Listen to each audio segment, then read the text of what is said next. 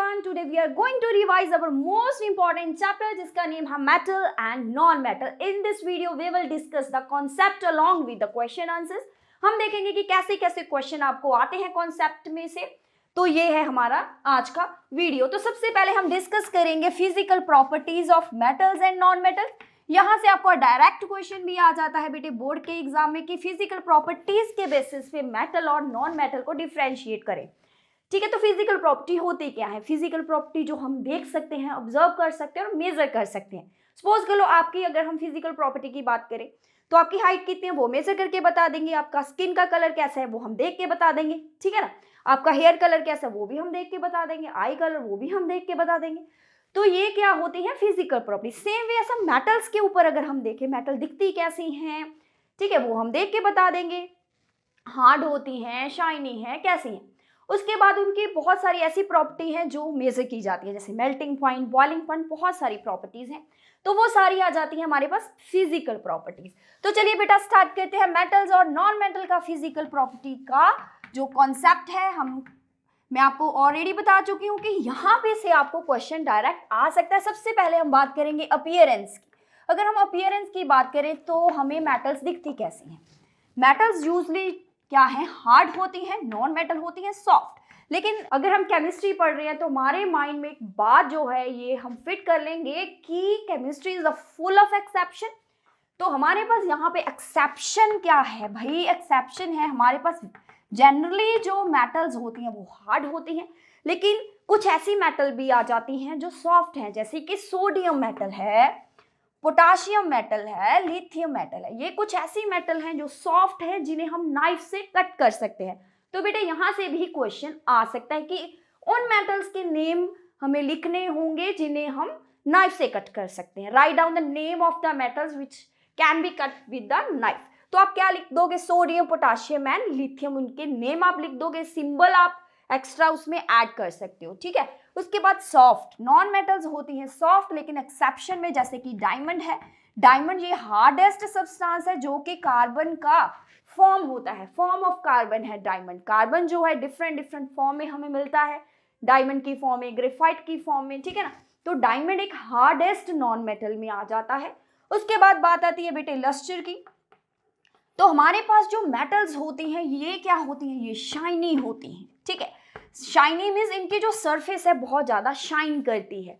Shine क्यों करती है? जब इनके ऊपर लाइट फॉल होती है तो इनके अंदर जो फ्री इलेक्ट्रॉन्स घूमते हैं. क्लियर है? जो फ्री इलेक्ट्रॉन की बात है आपको पता होनी चाहिए कि जो मेटल्स होती हैं इनके अंदर टेंडेंसी होती है कि ये इलेक्ट्रॉन को लूज कर सकते हैं. इनके पास क्या होती है? फ्री इलेक्ट्रॉन्स होते हैं.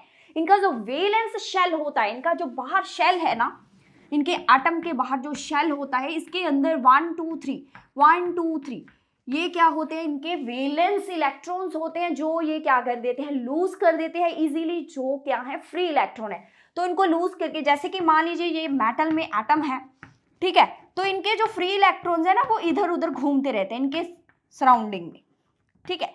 इनके सराउंडिंग में वो ऐसे घूमते रहते हैं. जैसे ही लाइट इन पे फॉल होती है वो लाइट को एब्जॉर्ब कर लेते हैं. एब्जॉर्ब करने के बाद बहुत ज्यादा एक्साइट हो जाते हैं. फिर वो क्या करते हैं? वो एक्साइट होने से क्या हो जाते हैं? वो अनस्टेबल हो जाते हैं. लेकिन उनको स्टेबल रहना होता है. फिर वो क्या करते हैं? लाइट को री एमिट कर देते हैं, रिफ्लेक्ट कर देते हैं, जिस वजह से जो सरफेस है वो क्या होती है? शाइन करती है due to reflection of the light.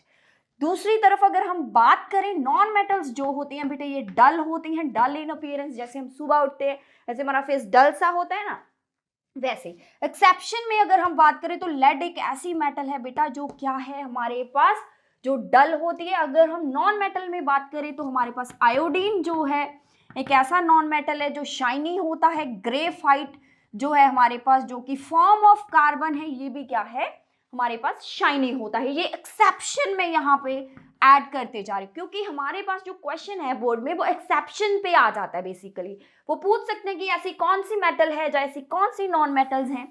ठीक है. वो नॉन मेटल में वो आपको पूछ सकते हैं कि शाइनी कौन सी नॉन मेटल्स होती हैं, या हमें पूछ सकते हैं कि डल कौन सी मेटल होती है. तो ऐसे आपको एक्सेप्शन में से क्वेश्चन आ जाता है. उसके बाद हम बात करेंगे बेटा स्टेट, कि हमारे पास मेटल किस स्टेट में एग्जिस्ट करती हैं. स्टेट ऑफ मैटर होता है सॉलिड, लिक्विड, गैस. तो जनरली हमारे पास जो मेटल हैं ये क्या होती हैं? सॉलिड. एक्सेप्शन है हमारे पास मरकरी. मरकरी क्या है हमारे पास, एक ऐसी मेटल है जो लिक्विड होती है एट रूम टेम्परेचर। क्लियर है बेटा। उसके बाद नॉन मेटल में क्या है, तीनों ही स्टेट्स हैं, सॉलिड, लिक्विड, गैस। लिक्विड में आ जाती है ब्रोमाइन, हमारे पास ऐसी नॉन मेटल है जो क्या है, लिक्विड है। गैस में अगर हम बात करें तो ऑक्सीजन है, उसके बाद हमारे पास नाइट्रोजन है, ये कुछ गैस है, फ्लोरीन है। उसके बाद अगर सॉलिड में देखें तो आयोडीन है, सल्फर है, फॉस्फोरस है, कार्बन है, ये कुछ हमारे पास क्या है, सॉलिड नॉन मेटल्स हैं। तो नॉन मेटल में तीनों ही स्टेट हमें देखने को मिलती है। मेटल के अंदर सॉलिड है जनरली, लेकिन मर्करी जो है वो लिक्विड होती है एट रूम टेम्परेचर। उसके बाद जो नेक्स्ट प्रॉपर्टी है बेटे वो है मेलेबिलिटी। मेलेबिलिटी क्या होता है, इट इज द प्रॉपर्टी, ठीक है, of the metals. So in this property we can beat the metals and convert the metal into the thin sheets. ठीक है, इस प्रॉपर्टी में क्या है कि हम मेटल्स को थिन शीट्स बना सकते हैं। आप देखो कि एल्यूमिनियम जो फॉइल है आपको रैप करके देते हैं मदर फूड, वो मेटल का है, ठीक है, उसको एक थिन पेपर में एक थिन शीट उसकी बनाई गई है। तो हमारे पास जो मेटल्स होती हैं ये मेलेबल होती हैं, लेकिन जो वही नॉन मेटल्स होती हैं ये नॉन मेलेबल होती हैं।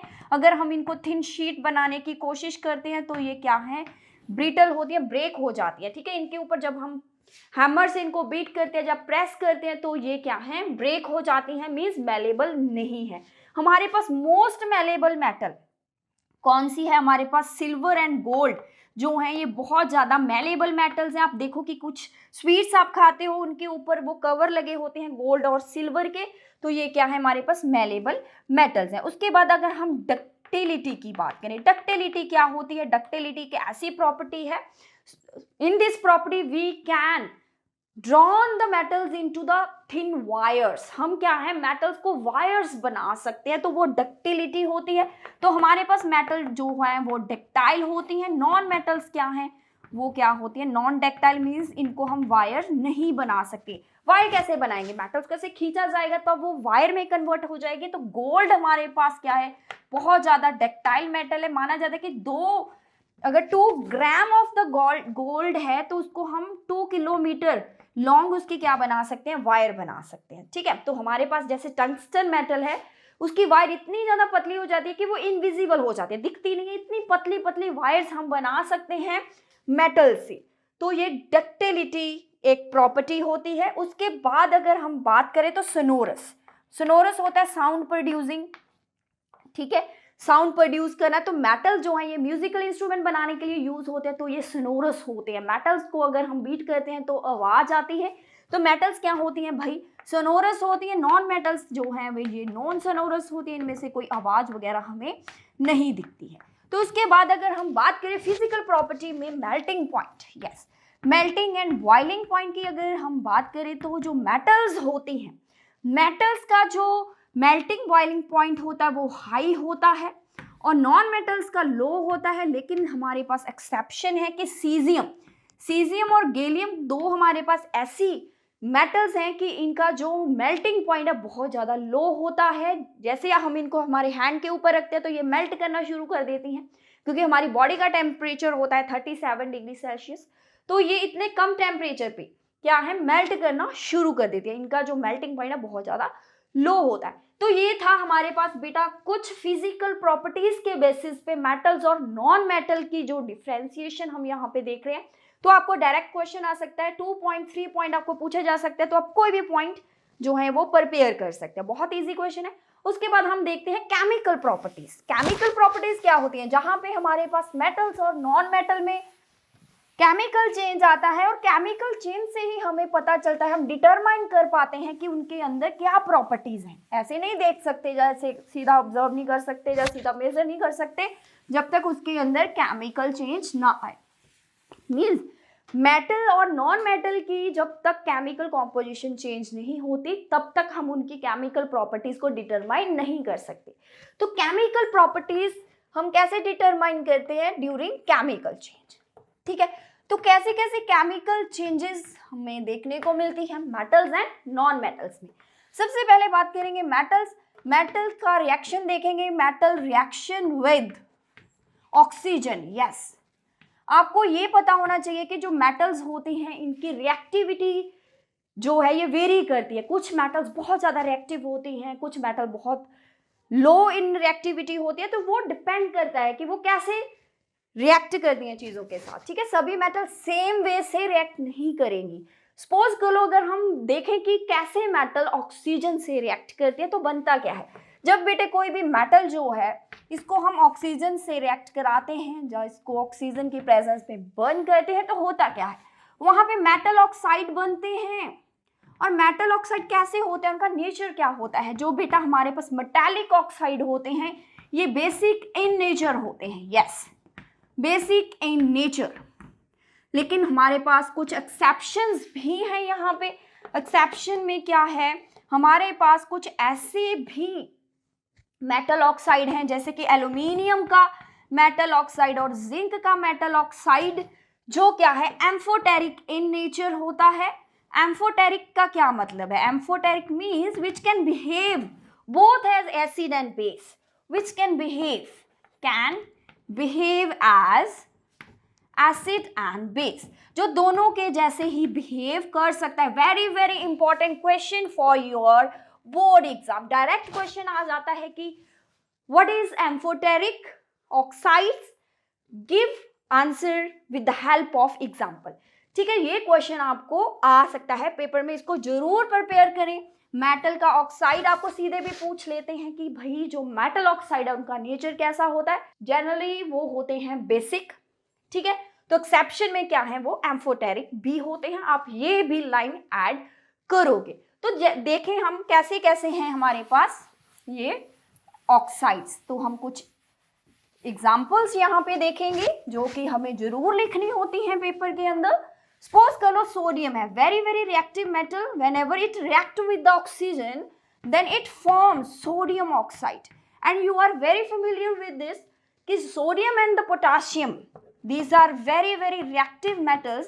We kept this metal in the kerosene oil. Why?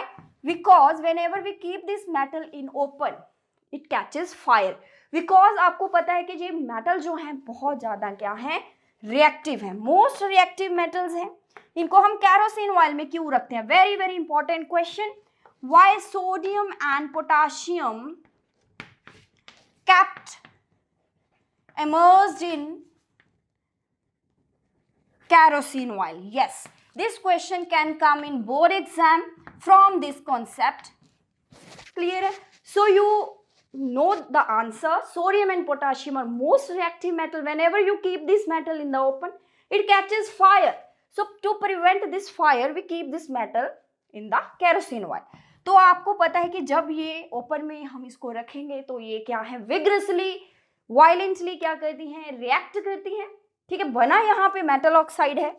तो उसके बाद अगर हम देखें हमारे पास जैसे कैल्शियम है या फिर मैग्नीशियम, एल्यूमिनियम, आयरन है, ये मेटल्स क्या हैं, ये भी रिएक्ट करती है लेकिन हमें इनको हीट करना पड़ता है, ठीक है। जैसे कि हम मैग्नीशियम को हीट करते हैं तो ये हमें देता है मैग्नीशियम ऑक्साइड।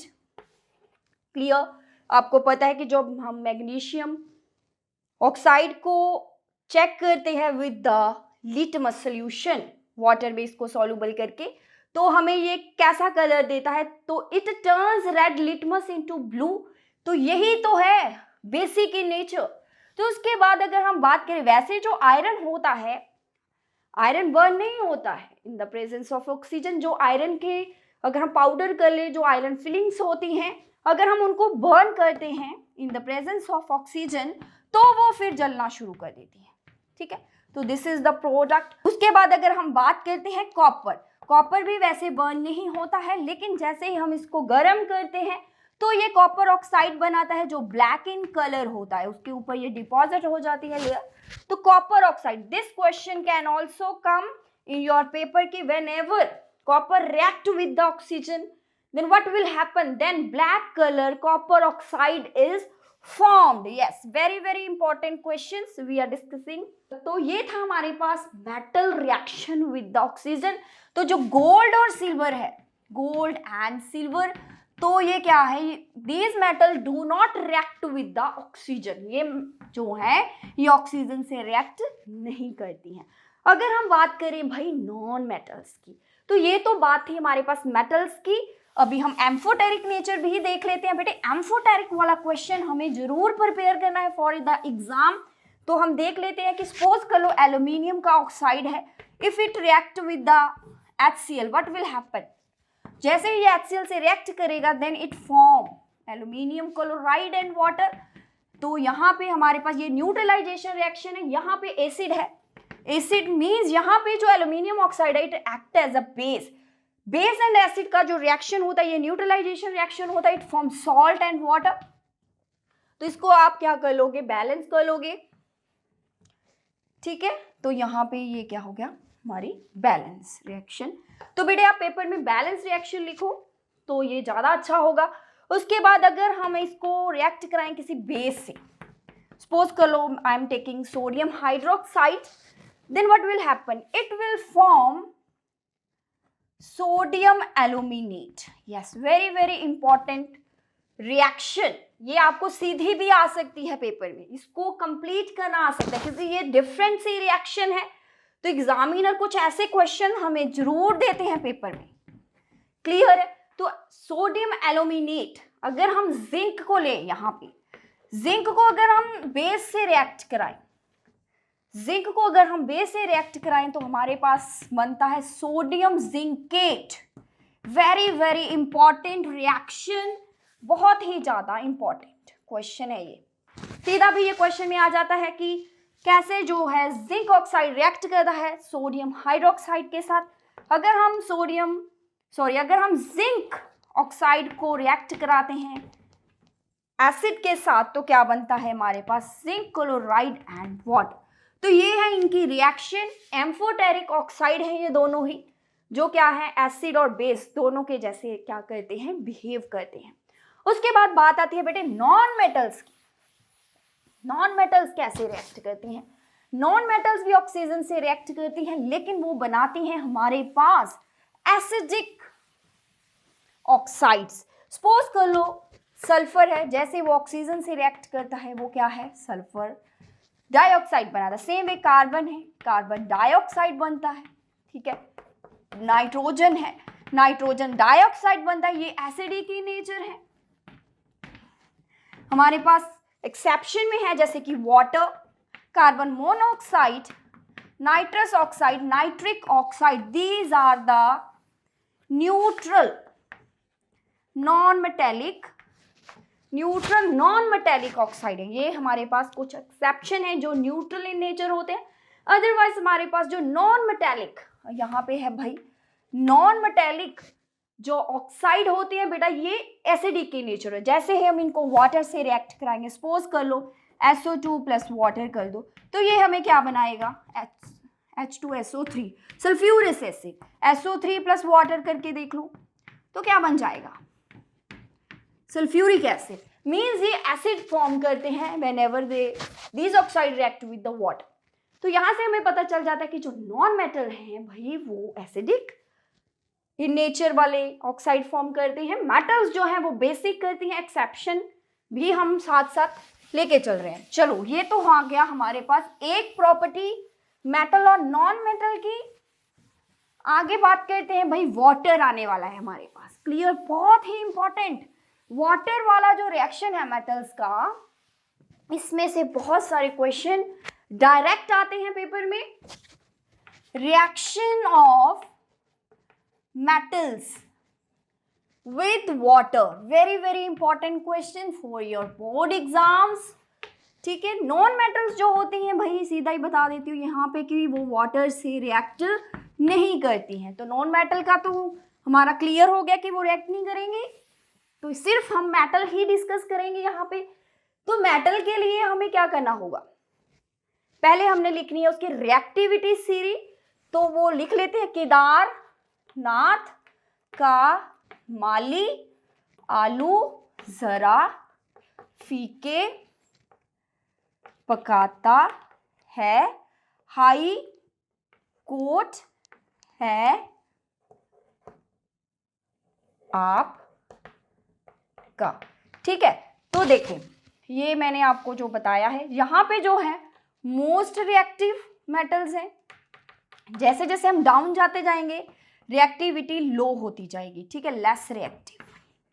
तो ये आपको याद जरूर करना होता है, ये रिएक्टिविटी सीरीज आपको रट के जानी है पेपर में, क्योंकि इसके बेसिस पे बहुत सारे क्वेश्चन आपको आने वाले हैं। डिस्प्लेसमेंट रिएक्शन भी हम इसी से ही कर पाते हैं, तो ये आपको जरूर याद करनी होती है। तो बेटे आप यहाँ पे अगर वाटर का देखो तो जो लेड है, यहाँ पे मैं एक लेड लिखा है, लेड से नीचे जितनी भी मेटल है ये वाटर के साथ रिएक्ट नहीं करती है एट एनी कॉस्ट। कुछ भी कर लो, कोई कंडीशन रख दो, टेम्परेचर, प्रेशर, व्हाटएवर, कुछ भी कर लो, लेकिन ये रिएक्ट नहीं करेंगी। तो जो ये वाली मेटल बच जाती है, सिर्फ यही मेटल्स हैं जो रिएक्ट करती है। कैसे करती हैं? सोडियम, पोटाशियम, सोडियम जो है ये विग्रसली, वायलेंटली रिएक्ट करती हैं वाटर के साथ। Whenever you add water in these metals, what will happens?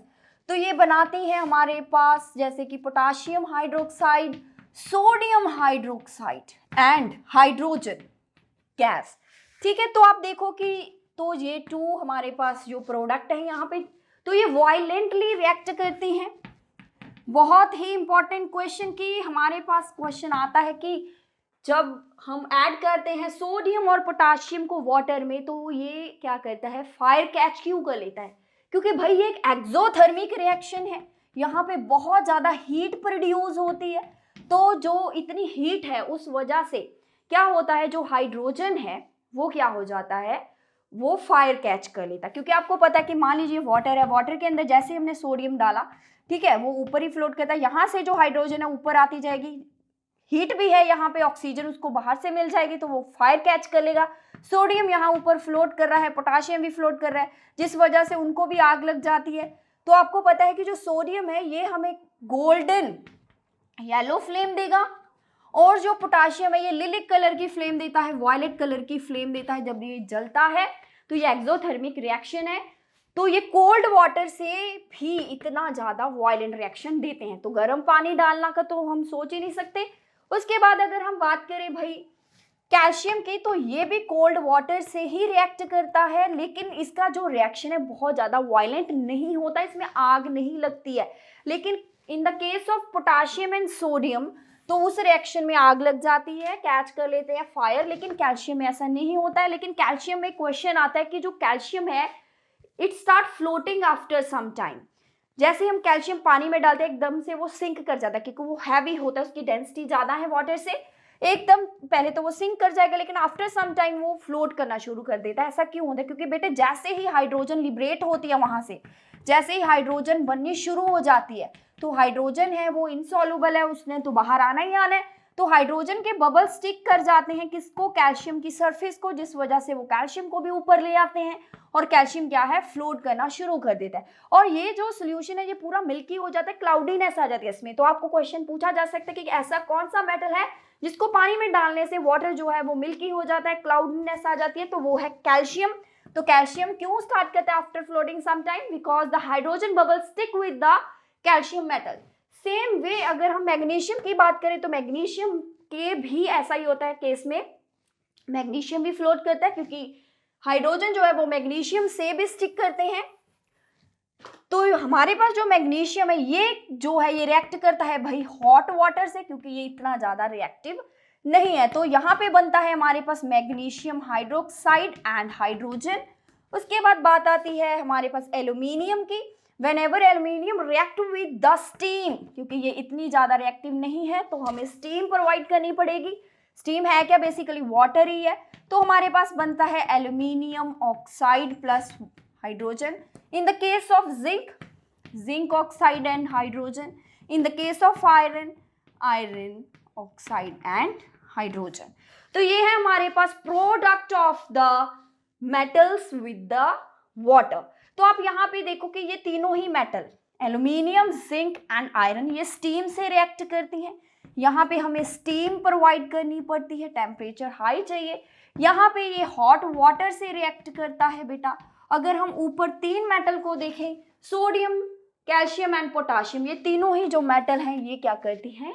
Cold water से। ऊपर वाली तीन कोल्ड, नीचे वाली तीन स्टीम, और सेंटर में बचा मैग्नीशियम वो हॉट वाटर से रिएक्ट करेगा। तो ये है हमारे पास reaction of metal with water. आप देखो कि ऊपर वाले केसेस में यहाँ तक मैग्नीशियम तक हाइड्रोक्साइड फॉर्म हो रहा है, लेकिन इन the case of aluminium zinc iron यहाँ पे ऑक्साइड फॉर्म हो रहा है। तो मीन्स मेटल जब रिएक्ट करती हैं विद द वाटर तो मेटल ऑक्साइड भी बन सकते हैं और मेटल हाइड्रोक्साइड भी फॉर्म हो सकता है। तो ये था reaction of metal with the water.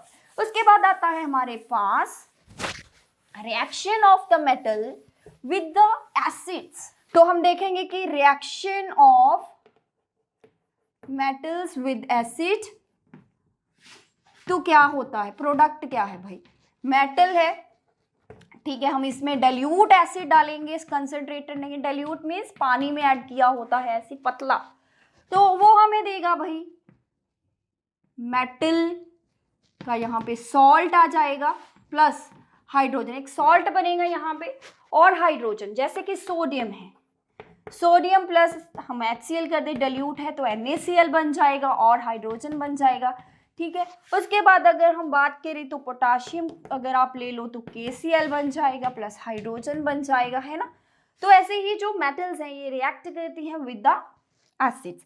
जो मेटल होती हैं हाइड्रोजन से ऊपर, ठीक है, हाइड्रोजन से नीचे पड़ी हैं जो भी मेटल, जैसे कॉपर हो जाएगा, सिल्वर है, गोल्ड है, प्लेटिनम है, ये रिएक्ट नहीं करेंगी विद द एसिड्स। तो आप देखो कि हमारे पास जो मेटल्स हैं, यहाँ पे क्वेश्चन आता है कि जो मेटल है जब ये एसिड से रिएक्ट करती है तो हाइड्रोजन गैस ये लिबरेट करती है, क्या करती हैं, हाइड्रोजन गैस लिबरेट होती है, यहाँ पे निकलती है। लेकिन हमारे पास जब मेटल्स HNO3 एसिड से मीन्स नाइट्रिक एसिड से रिएक्ट करती हैं तो वो हाइड्रोजन गैस लिबरेट नहीं करती हैं। ऐसा क्यों होता है, क्योंकि भाई जो HNO3 है ये एक स्ट्रॉन्ग ऑक्सीडाइजिंग एजेंट है, जिस वजह से यहाँ पे हाइड्रोजन जो है वो लिबरेट नहीं होती है। Very very important question. जैसे ही हाइड्रोजन बनने की कोशिश करती है यहाँ से वो उसको ऑक्सीडाइज कर देता है। ऑक्सीडाइजिंग एजेंट क्या होता है, जो ऑक्सीजन दे, ऑक्सीजन को बांटे, फ्री में बांटे इधर उधर। तो जैसे ही बेटा हाइड्रोजन बनेगी तो HNO3 उसको ऑक्सीजन दे देगा तो वहां पे वाटर बन जाएगा। तो मीन्स हमारे पास जो मेटल्स होती हैं ये नाइट्रिक एसिड को छोड़ के बाकी सभी एसिड से, मिनरल एसिड से, ये डाइल्यूट मिनरल एसिड से रिएक्ट करके हाइड्रोजन देती हैं। लेकिन क्या कोई भी ऐसी मेटल नहीं है भाई, एक्सेप्शंस आर देयर। तो हमारे पास मैग्नीशियम एंड मैग्नीज, ये दो ऐसी मेटल्स हैं जो वेरी वेरी डाइल्यूट HNO3 से रिएक्ट करती हैं और क्या देती हैं हमें, hydrogen. Clear, very very dilute होना चाहिए। So what will be the product? Magnesium nitrate plus hydrogen, same way manganese। इस केस में भी हमारे पास ये वाला रिएक्शन होगा। और ये एक्सेप्शन ऐसा क्यों होता है, क्योंकि जो मैग्नीशियम एंड मैग्नीज है ये क्या है, ये रिड्यूसिंग एजेंट है, उधर वो ऑक्सीडाइजिंग एजेंट है। तो एक दूसरे का जो भाई ऑक्सीडाइजिंग रिड्यूसिंग दोनों ही एंटी पार्टी यहाँ पे हो गई है, जिस वजह से फिर ये रिएक्शन क्या है, प्रोसीड कर जाता है और ये रिएक्शन में हाइड्रोजन हमें मिल जाता है। लेकिन बाकी अगर हम और मेटल्स की बात करें तो उसमें ये नहीं हो पाता है, ठीक है, हाइड्रोजन नहीं मिलता है, रिएक्शन तो होगा, कुछ और प्रोडक्ट मिल जाएंगे लेकिन हमें हाइड्रोजन नहीं मिलेगा। क्लियर है बेटा। चलो अब हम बात करते हैं reaction of the metals with, very very important, reaction of metals with salt solution of other metal, with salt solution of other metals। तो ये डिस्प्लेसमेंट रिएक्शन भी है। यहाँ पे जो मोस्ट रिएक्टिव मेटल होती है, most reactive metal can displace, very very important line, can displace less reactive metal from its solution. जो ज़्यादा रिएक्टिव मेटल होगी वो लेस रिएक्टिव मेटल को उसके सोल्यूशन से क्या कर सकती है, डिस्प्लेस कर सकती है। फॉर एग्जांपल जैसे कि आयरन है, आयरन प्लस कॉपर सल्फेट, आप ये रिएक्शन किए भी होंगे लैब में। तो आयरन जो है ये डिस्प्लेस कर देगा कॉपर को, तो क्या बन जाएगा हमारे पास iron sulphate plus copper. Very very important reaction. अगर हम ऐसा कर दें कि कॉपर प्लस आयरन सल्फेट कर दें तो ये रिएक्शन नहीं हो पाएगा। Why? Because copper is the lesser reactive metal as compare to iron. हमने यहाँ पे रिएक्टिविटी सीरी लिखी थी, तो उसमें देखो कि सपोज यहाँ पे हम लिख भी लेते हैं एक बार दोबारा से, फटाफट से मैं लिख लेती हूँ, ठीक है। कॉपर था, सिल्वर, गोल्ड, प्लैटिनम, ठीक है। तो आप देखो कि सोडियम जो है ये कैल्शियम को डिस्प्लेस कर सकता है, लेकिन कैल्शियम सोडियम को डिस्प्लेस नहीं कर सकता। सेम वे आयरन है, आयरन जो है ये कॉपर को डिस्प्लेस कर सकता है, क्योंकि कॉपर जो है उसके नीचे है। ऊपर वाली मेटल अपनी नीचे वाली मेटल को डिस्प्लेस कर सकती है, लेकिन नीचे वाली मेटल अगर सोचे कि मैं ऊपर वाली मेटल को उसके सोल्यूशन से डिस्प्लेस कर सकूं, तो वो भूल जाए, ये कभी भी नहीं होगा। तो ये था भाई डिस्प्लेसमेंट रिएक्शन। तो यहाँ पे आपको बताया गया कि अगर मेटल्स को उनके किसी और मेटल के सॉल्ट सोल्यूशन में डालें तो होता क्या है, वहां पे वो डिस्प्लेस करती हैं अगर वो मोस्ट रिएक्टिव हो, ठीक है। अगर मोस्ट रिएक्टिव है तो डिस्प्लेस कर देंगी, अगर वो नहीं होंगी तो फिर वो रिएक्शन होगा ही नहीं। क्लियर है बेटे।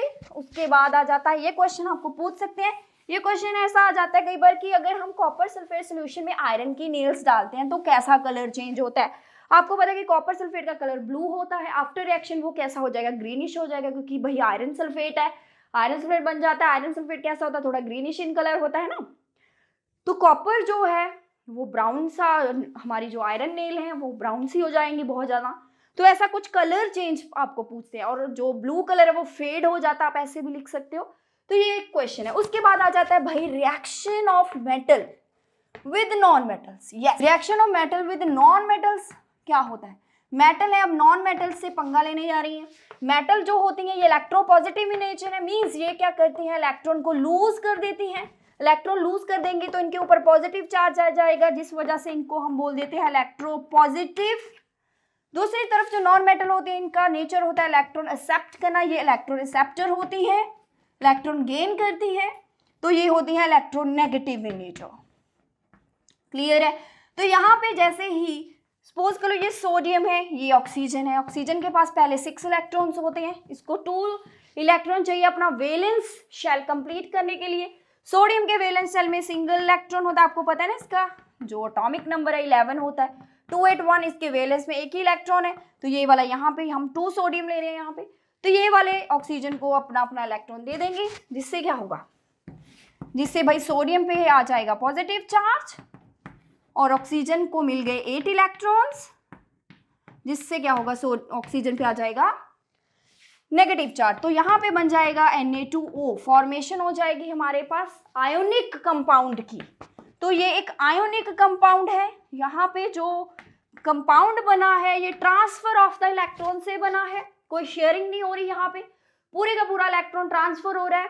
तो ऐसे जो कंपाउंड होते हैं वो होते हैं आयनिक कंपाउंड। तो जो आयनिक कंपाउंड है, वेरी वेरी इंपॉर्टेंट क्वेश्चन, आपको आयनिक कंपाउंड की प्रॉपर्टीज पूछी जाती है पेपर में कि write down the properties of the ionic compound. तो वो क्या होती है आयनिक कंपाउंड की जो प्रॉपर्टीज हैं, भाई वेरी वेरी इंपॉर्टेंट क्वेश्चन। अगर फिजिकल स्टेट देखें तो ये सॉलिड होते हैं, ब्रिटल भी होते हैं, ठीक है, सॉलिड होंगे, ब्रिटल होंगे। उसके बाद इनका हाई मेल्टिंग पॉइंट होता है।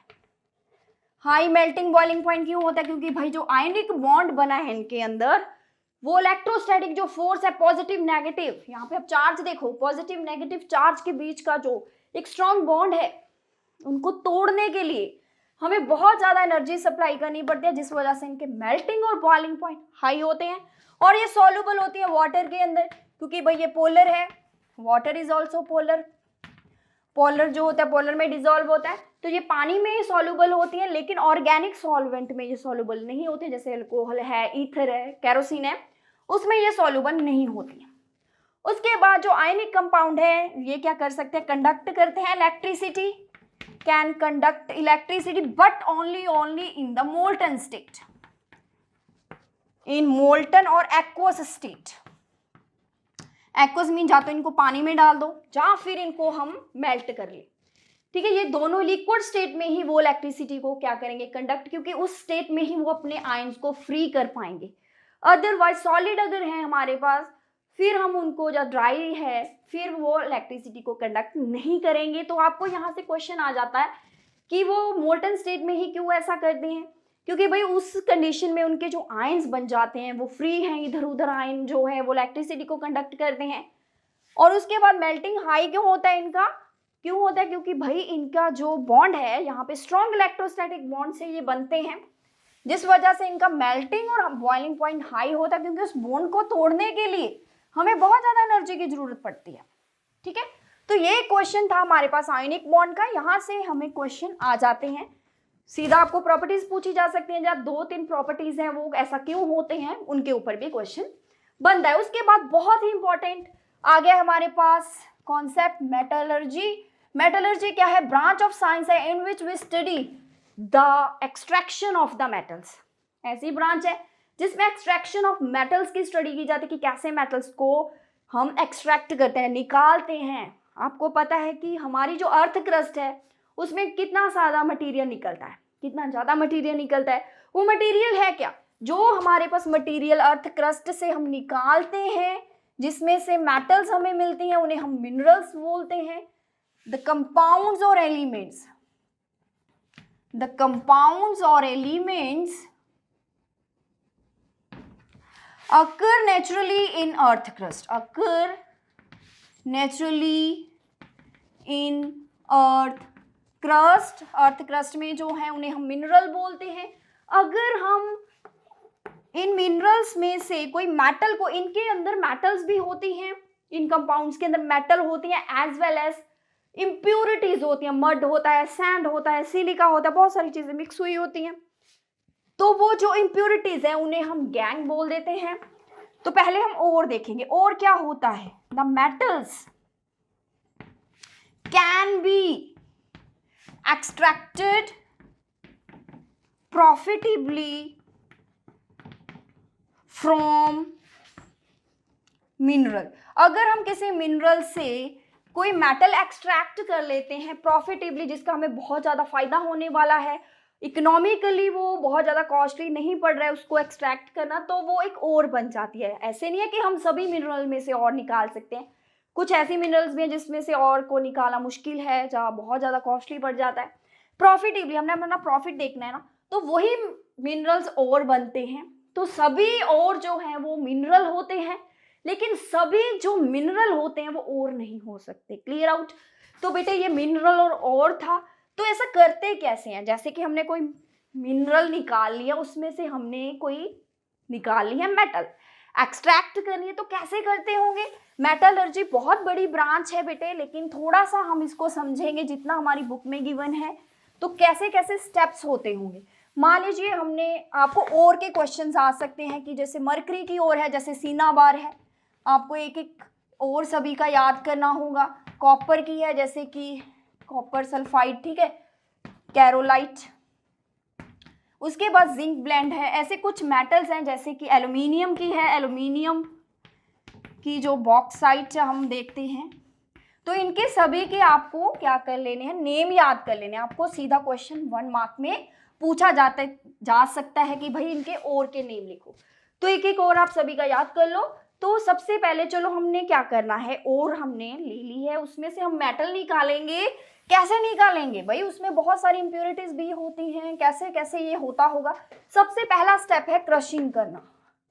सबसे पहले जो भी मिनरल आता है, ठीक है, उसको हम क्रश कर लेंगे, पाउडर बना लेंगे। पाउडर बना लिया, उसके बाद हम उसको करेंगे, उसके एनरिचमेंट करेंगे। एनरिचमेंट मीन्स उसको थोड़ा साफ करेंगे। एनरिचमेंट ऑफ ओर की जाती है। इसमें क्या है, उसकी धुलाई करेंगे हाइड्रोलिक वॉशिंग से। हाइड्रोलिक वॉशिंग है, पाउडर है, उसको क्या है, ऐसे हमारे पास एक मशीन होती है, उसमें ऐसे गड्ढे से बने, उसमें से हम पूरा पानी आ रहा है, ऊपर से पाउडर भी आ रहा है घुल के पानी में। तो जो हैवी वाली ओर होगी तो इन ग्रूव्स में फंस जाएगी, जो इम्प्योरिटीज होंगी वो पानी में घुल जाएंगी और आगे निकल जाएंगी। तो यहाँ पे एनरिचमेंट में हम करते क्या है, ड्रेसिंग करते हैं और उसको थोड़ा साफ करते हैं, थोड़ा कंसंट्रेटेड कर लेते हैं, ताकि हम उसमें से क्या कर सकते हैं, इजीली फिर मेटल मिल जाएगी। हमें थोड़ा क्लीन आउट करेंगे। एक तो हाइड्रोलिक वॉशिंग कर सकते हैं, उसके बाद मैग्नेटिक सेपरेशन कर सकते हैं। यहाँ पे ये कुछ मेथड्स हैं जो एनरिचमेंट में यूज़ किए जाते हैं। मैग्नेटिक सेपरेशन में क्या होता है, ऐसे व्हील होते हैं, मैग्नेटिक व्हील्स, ऐसे उसके ऊपर एक बेल्ट होती है, इसके ऊपर आप क्या कर दोगे, पाउडर डाल दोगे और का, ये इसको घुमाएगा। आपको पता है कि ये हम यूज कर सकते हैं क्रोमियम की ओर, आयरन की ओर के लिए। आयरन का ओर है हमारे पास haematite. Very very important question, ये भी आपको पूछा जा सकता है कि आयरन का ओर लिखो। तो आयरन जो है इसको स्टिक करेगा, क्योंकि भाई ये मेटल, ये मैग्नेटिक है, मैग्नेट जो अट्रैक्ट कर लेगी आयरन को। तो यहाँ पे जो इम्प्योरिटीज होंगी वो नहीं अट्रैक्ट होगी, वो नीचे गिर जाएंगी। ठीक है, जैसे ही ब्लेड जैसे बेल्ट आगे जाएगी मैग्नेटिक इफेक्ट खत्म होगा तो और जो है वो यहाँ पे गिर जाएगी। आयरन, ठीक है, क्रोमियम, वो सेपरेट कर लेंगे। तो ऐसे इम्प्योरिटीज एंड मेटल का जो कंटेंट है वो अलग किया जाता है। उसके बाद आ जाता है यहाँ पे एक और मेथड, फ्रोथ फ्लोटेशन। इनके ऊपर बेटे आपको नोट आ सकता है, short note on froth flotation या फिर मैग्नेटिक सेपरेशन। तो आप डायग्राम भी बनाओ, 3-4 लाइनें भी लिखो, ठीक है। इनके प्रिंसिपल्स आप जरूर याद करना। तो उसके बाद आता है froth flotation method. Froth flotation में क्या होता है, आपको पता है कि पानी है, पानी के अंदर ऑयल होता है, पाइन ऑयल मिक्स किया होता है, इमल्शन बना हुआ है ना यहाँ पे, इसमें सल्फाइड ऑयल, इसमें जो सल्फाइड ओर है वो इसमें डालेंगे। उसके बाद इसमें कंप्रेसर लगा होता है जिससे बहुत ज़्यादा जो एयर है वो भेजी जाएगी। जैसे इसमें एयर जाएगी तो वो ऑयल एक पानी में ऐसे मिक्सअप होगा। तो आपको पता है कि जो ओर आपने इसमें डाली है तो जो सल्फाइड होगा बेटे वो ऑयल के साथ मिक्स हो जाएगा और ऊपर झाग बन के आ जाएगा। और जो उसके अंदर इम्प्योरिटीज़ हैं, ठीक है, वो पानी में घुल जाएंगी, वो ऑयल में नहीं घुलेंगी। तो इम्प्योरिटीज़ पानी में घुल जाएंगी और नीचे बैठना शुरू कर देंगी बॉटम पे, ठीक है, ये वाली। तो इम्प्योरिटीज़ अलग हो जाएंगे तो हमारी जो सल्फाइड ओर है वो हम अलग कर लेंगे। यहाँ पे क्या है, डिफरेंट वेटेबल प्रॉपर्टी यूज़ की जाती है क्योंकि कुछ चीज़ें जो होती हैं वो पानी में सॉल्युबल हैं। और जो हमारी है यहाँ पे ये सल्फाइड ओर के लिए यूज़ किया जाता है। जो सल्फाइड ओर है ये ऑयल के अंदर सॉल्युबल होती है तो झाग बन के ऊपर आती है, फ्रोथ और फोम होती है हमारे पास झाग।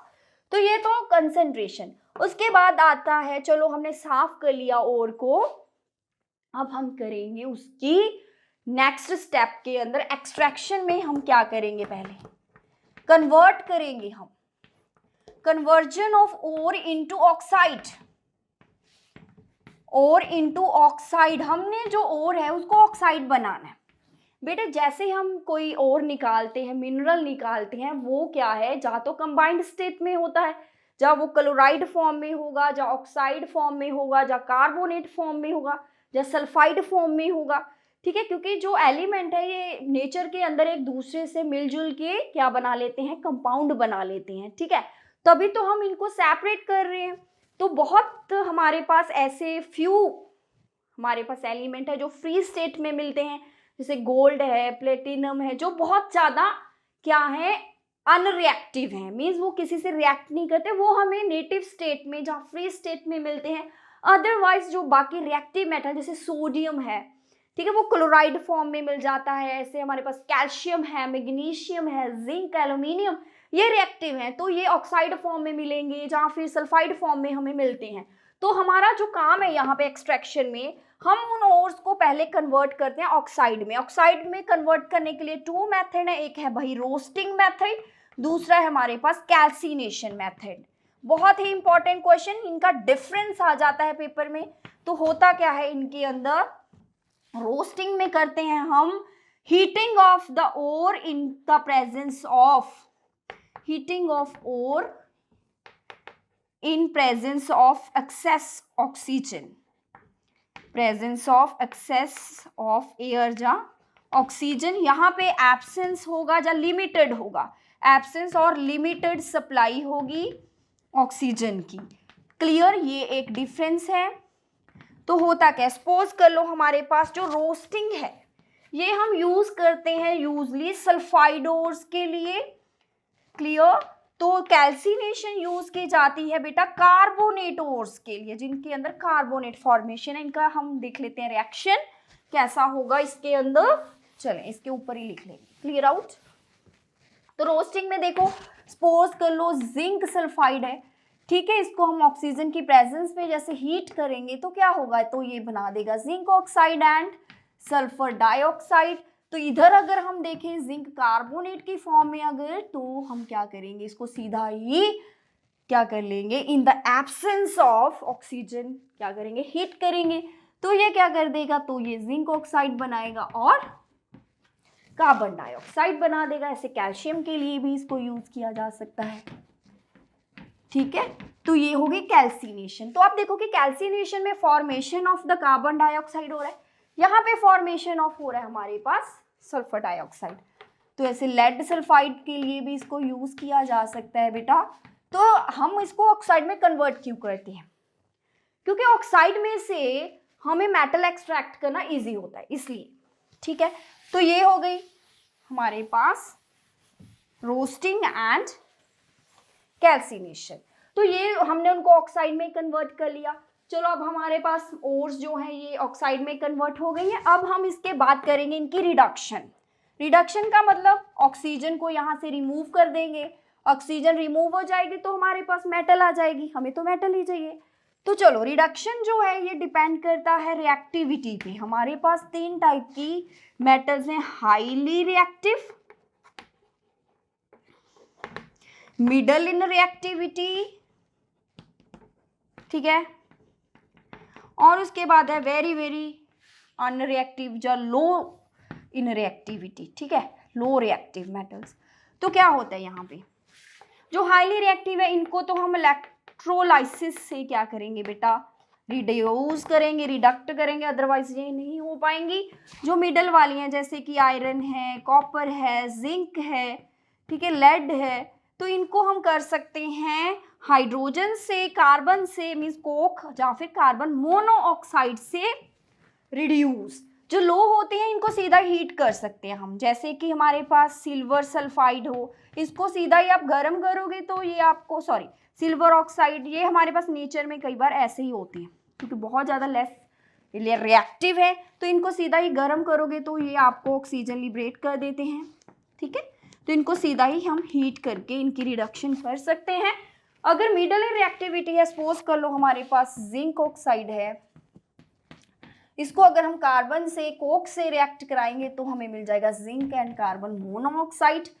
ठीक है, आयरन का है तो वो भी हमें ऐसा ही होएगा। ठीक है बेटा, इसको बैलेंस कर लेना। तो ये है हमारे पास भी कि जो रिडक्शन कैसे की जाती है। तो इलेक्ट्रोलाइसिस में हम देखेंगे तो इनको तो सीधा हाइड्रोजन, कार्बन या फिर कार्बन मोनोऑक्साइड से हम क्या करा देंगे, इनको रिएक्ट करा देंगे।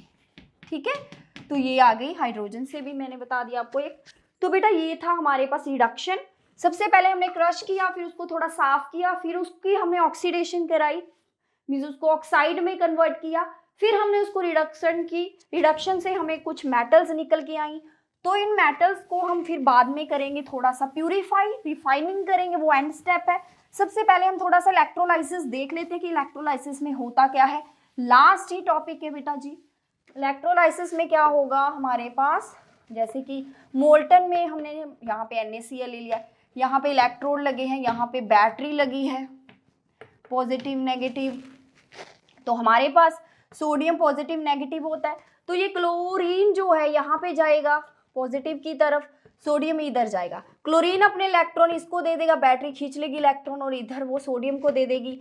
सोडियम जो है वो इलेक्ट्रॉन को गेन कर लेगी और बन जाएगी हमारे पास Na, और उधर क्लोरीन जो है वो अपने इलेक्ट्रॉन्स को क्या कर देगा, डोनेट कर देगा, अपने रिमूव कर देगा ऑक्सीजन बैटरी का पॉजिटिव चार्ज पे जाके, तो वो क्या बन जाएगा, क्लोरीन गैस बाहर निकल जाएगी, उधर सॉलिड सोडियम हमें मिल जाएगा। ठीक है, ये इलेक्ट्रोलाइसिस होता है। यहाँ पे मोल्टन स्टेट में हमने ले लेना है उसका क्लोराइड, फिर उसको कंडक्ट कर लेना है इलेक्ट्रिसिटी से, तो इलेक्ट्रिसिटी उसको क्या कर देगी, अपने आप ब्रेक कर देगी और रिडक्शन कर देगी। उसके बाद जो हाईली रिएक्टिव है उसको इलेक्ट्रोलाइसिस से रिड्यूस करते हैं बेटा। चलो हमने रिड्यूस तो कर लिया, लेकिन अभी भी मेटल्स इतनी ज़्यादा प्योर नहीं होती हैं, उसको एंड में हम रिफाइन करते हैं। भाई हमें तो शुद्ध 99.9% शुद्ध क्या प्योर मेटल चाहिए, क्योंकि हमारे पास कुछ ऐसे मटेरियल भी बनाने होते हैं, जैसे हमारे पास स्पेस में रॉकेट, एयरक्राफ्ट, उसके अंदर बहुत प्योर मेटल्स का यूज़ किया जाता है, रिस्क नहीं हम ले सकते, तो हमें और रिफाइन करना है मेटल्स को। तो वो कैसे करते हैं, वहाँ पे भी इलेक्ट्रोलाइसिस ही होता है।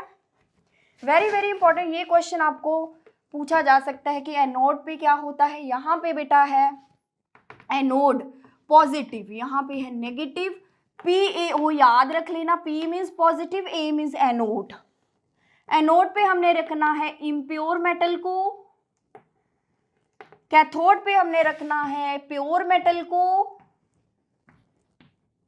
ठीक है, कैथोड को NCR कर लो, यहाँ पे नेगेटिव कैथोड, आर होता है रिडक्शन, रिडक्शन क्या होता है, रिडक्शन होता है गेन ऑफ इलेक्ट्रॉन, और यहाँ पे हो जाएगा लॉस ऑफ इलेक्ट्रॉन, ऑक्सीडेशन होनी है यहाँ पे। तो जैसे ही हम इसके अंदर रखना क्या है, इसके अंदर हम जो मेटल प्योर कर रहे हैं, जैसे कि मान लीजिए आप कॉपर ही ले रहे हो, यहाँ पे इम्प्योर कॉपर है, यहाँ पे प्योर कॉपर है, तो हमने कॉपर का ही क्या लेना है, यहाँ पे सोल्यूशन लेना है, ठीक है। कॉपर का जो सोल्यूशन होगा, पानी मतलब जो उसका सोल्यूशन है वो आयंस में कन्वर्ट हो जाएगा ना बेटा, यस। तो आप देखो कि यहाँ पे पॉजिटिव वाला नेगेटिव की तरफ जाएगा, ठीक है, नेगेटिव वाला पॉजिटिव की तरफ मूव होगा। तो आप देखो कि जैसे ही ये Cu2+ यहाँ पे पहुंचा, यहाँ पे नेगेटिव है ना, तो उसको यहाँ इलेक्ट्रॉन मिल जाएंगे। Cu2+ क्यों जा रहा है इधर, क्योंकि उसको इलेक्ट्रॉन चाहिए। जैसे उसको इलेक्ट्रॉन मिले वो सॉलिड बन जाएगा।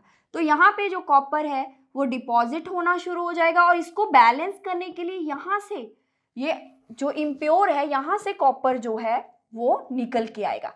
यहाँ पे जो कॉपर होगा इसके अंदर, क्योंकि इम्प्योरिटीज भी है, इम्प्योर कॉपर है, तो जो कॉपर है वो अपने इलेक्ट्रॉन दे देगा बैटरी को, इसमें से इलेक्ट्रॉन निकल के चले गए बैटरी के पास, और ये बन जाएगा पॉजिटिवली चार्ज्ड, और वो कहाँ पे आ जाएगा, सोल्यूशन के अंदर, ताकि भाई बैलेंस करना है।